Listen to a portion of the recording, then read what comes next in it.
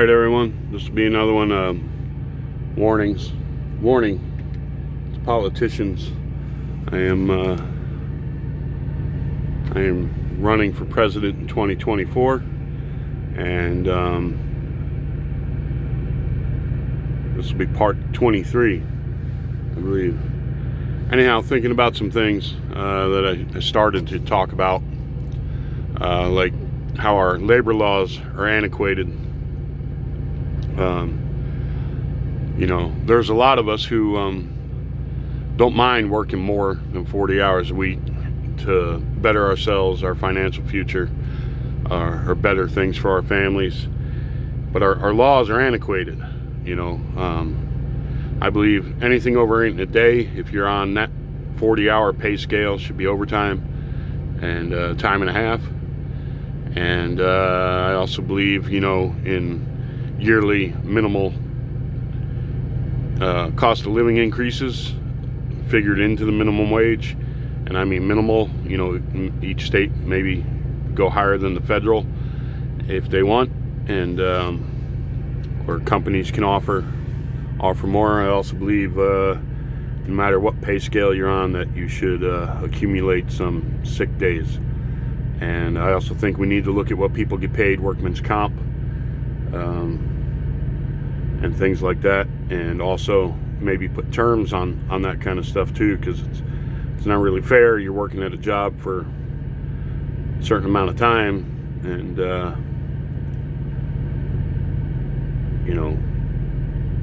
you get hurt, and then you get to milk that for the rest of your life. A lot of people do it, and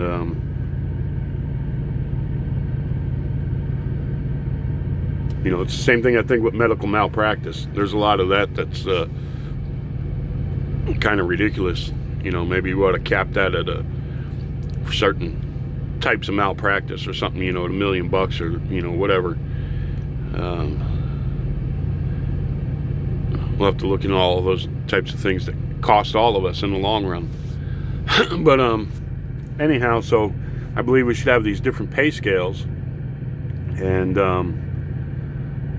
like, say, then the next hourly deal would be like a 48-hour 5-day week, or a 50-hour, or maybe a 48-hour 6-day week. And we can have, if you go the next step up, you want to make the extra hours, but the employers don't want to pay the overtime and stuff. We'll have a deal where, and it's when you're hired on, you have, hey, which pay scale you willing to work,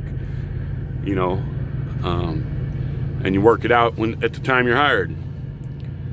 So maybe you go on a 6-day 48-hour something, because I can remember, when I wanted to make extra money and stuff, it meant getting a second job, and racing from one job to the other, and working it, and then being dead tired, when I went into the other job in the morning, and it makes it hard for people to get ahead when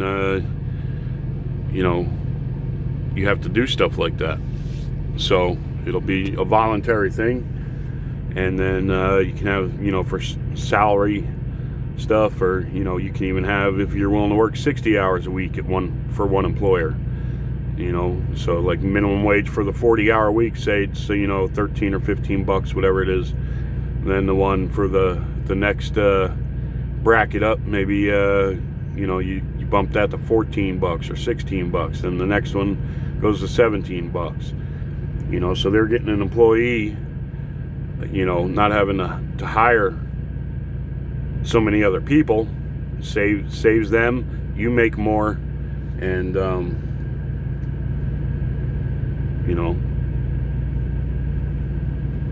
it'll be by choice.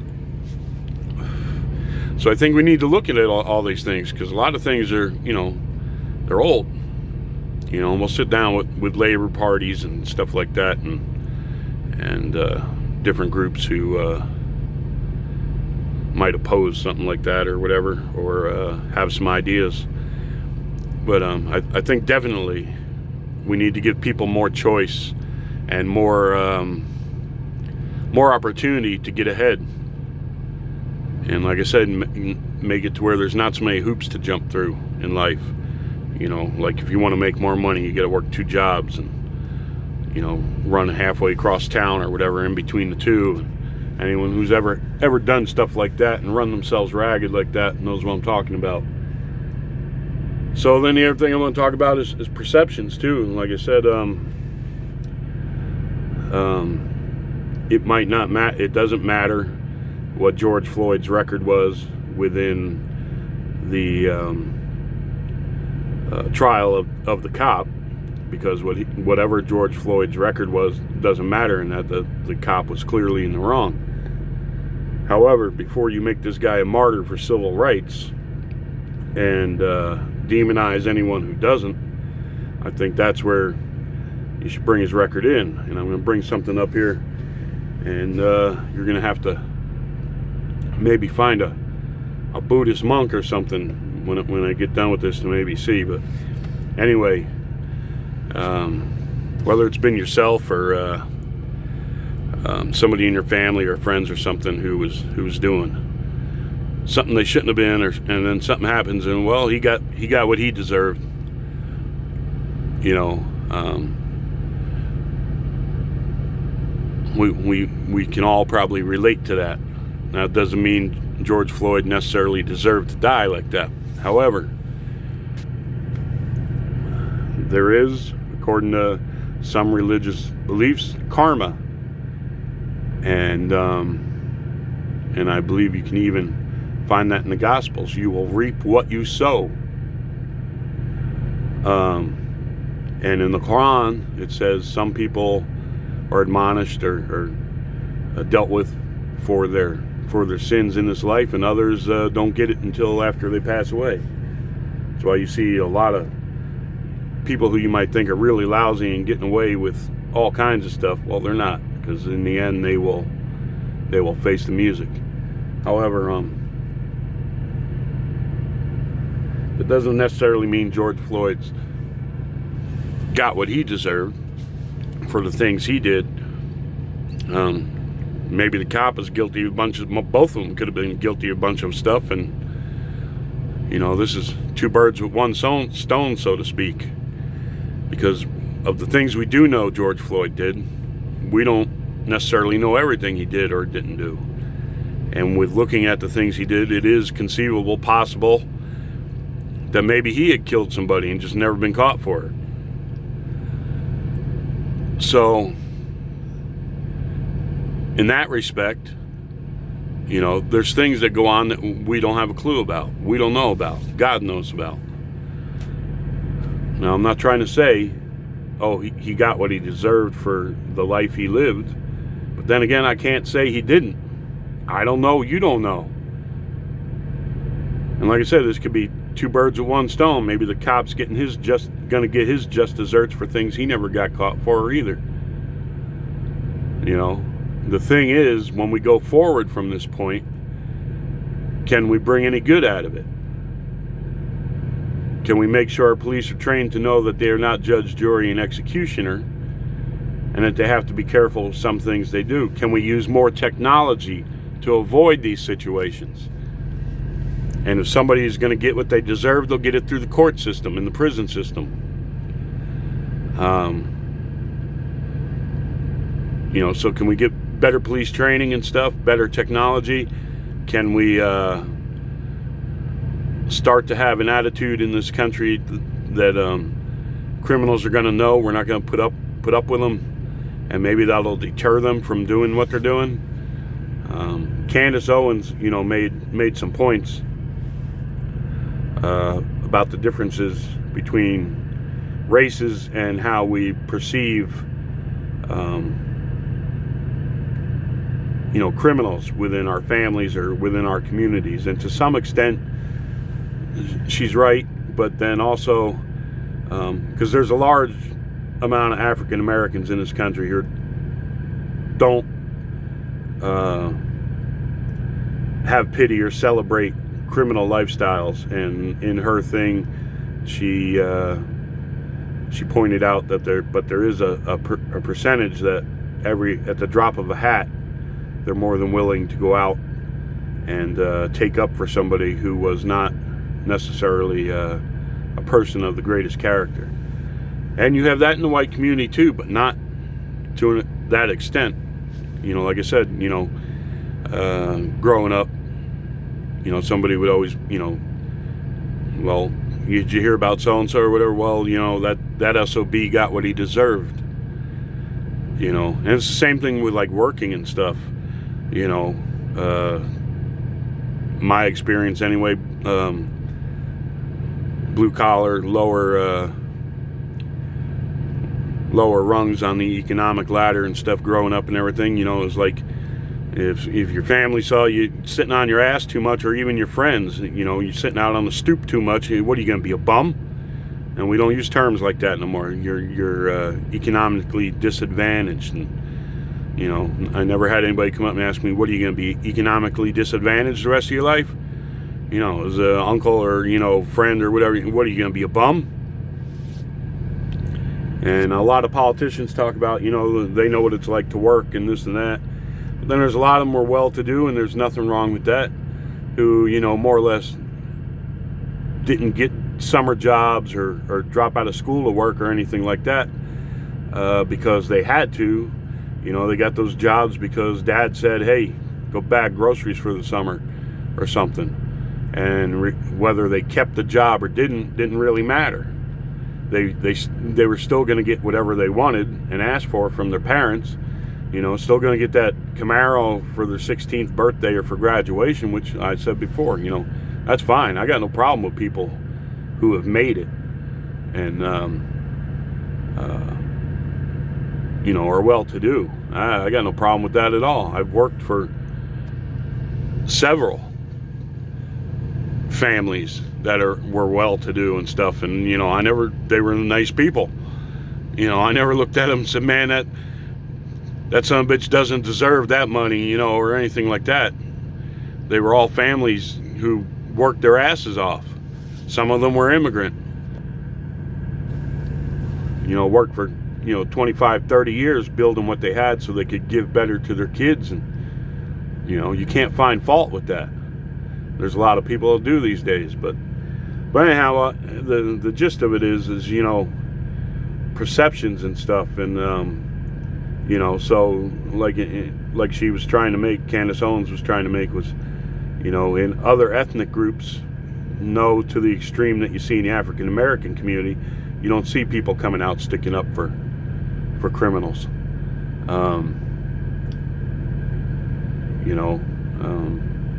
Even growing up, my mother, she told me, the cops ever bring you home, I'm telling them to keep you until you're 18, then they can do whatever they want to with you.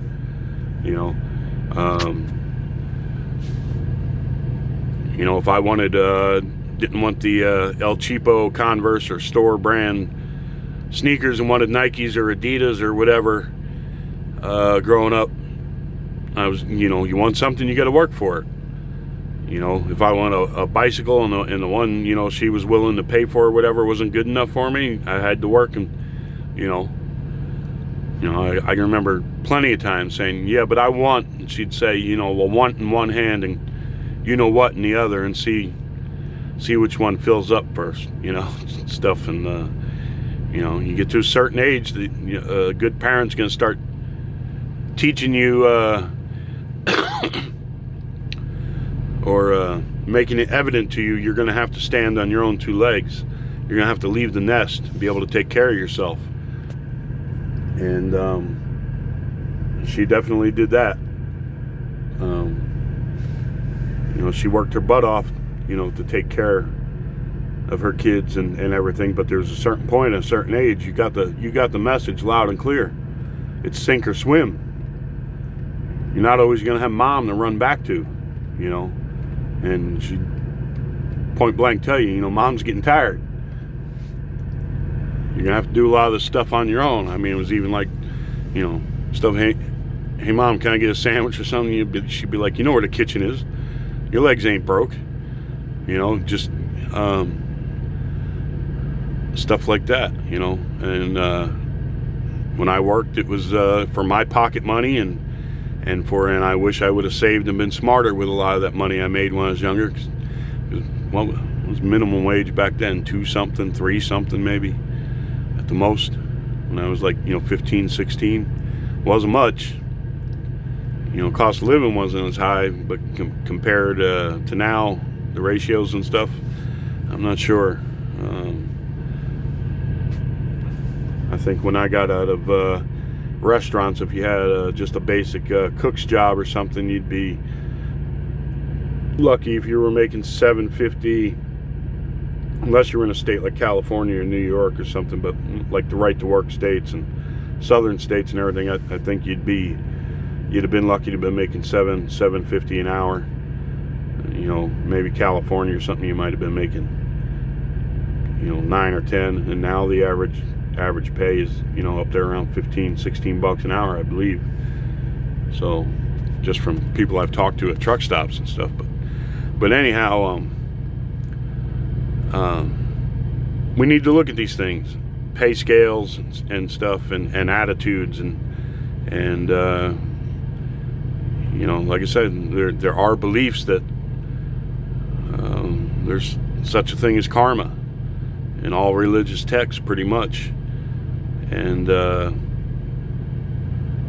we don't know everything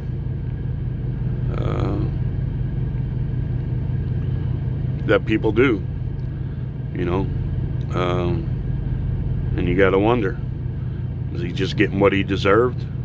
I mean, Candace Owens and others have brought up his criminal past, and that he did home invasions and put a gun to a pregnant woman's stomach, and some of these other things. Is he responsible for somebody else's death? Was this karma? Was this some kind of divine justice on both of them? Can we bring any good out of it? Can we make, and also technology-wise, I've always thought, what if they got mace? What if and I know they got to have it. You just sprayed it. The officer could spray it, and boom, you go to sleep. No muss, no fuss. Same thing with crowd control. I know the military has all these devices like that shoot microwaves and make it feel like your skin's on fire. They have these things that send out sonic waves and stuff that you just can't stand to be in front of. And so why not some kind of knockout drops? Instead of tear gas, boom, you lob one of these into the crowd. Everybody hits the deck. They ain't a threat then. You go in, scoop them up, cuff them, put them in the van, whatever. I mean, we've got to look at all these types of things, because if people are so upset because we're not getting rid of police forces. You can't have an organized society without people in authority. And you can't ask those people in authority to try and exercise that authority and unnecessarily put themselves at risk. Like I said before, there's a guy saying, well, why does a cop got to have a gun? He can't be, they ain't tough enough, they ain't this. And it's like, there's nothing saying an officer has to prove that they're tough. What kind of world is that going to be living? Well, Officer so-and-so wasn't tough enough to take down the rapist with a knife in his hands, or the belligerent drunk that got out of the car and started beating his ass. He wasn't tough enough, and he's dead now. So sorry for his family. I mean, really? I'm sorry. The officers need to be able to protect themselves, because there are a lot of really bad people in the world. You can't have an organized, civilized society without police who are willing to exercise that authority to keep society safe, and if necessary, defend their own lives. I've seen specials where they try and tell you, the Britain, they don't have, them cops don't carry guns. There's always somewhere close, there's officers that are armed. They're not all bobbies just walking along. And plenty of them get hurt and abused. You never hear that side of the story. So we need to look at all these things and see what we can do going forward, because it's 2020. And like I said, you know, maybe you ought to ask a Buddhist monk about karma and stuff, and you know, never know. Don't know what that guy did. Don't know what that cop has done. So anyhow, I think we can start looking for innovative ways to deal with a lot of our problems, and we just need to get Congress to quit playing games over keeping their political asses, you know, in power, and have them actually do something. I mean, it's, you know, time to roll up the sleeves. It's time to get things done. It's time to come together and talk about things, and not just because you don't like the other guy's idea, they're a racist, or you don't like the other guy's idea, well, they're a lunatic, or whatever, you know. And it's like, you know, I know there's a lot of people will balk at me even suggesting that there be some kind of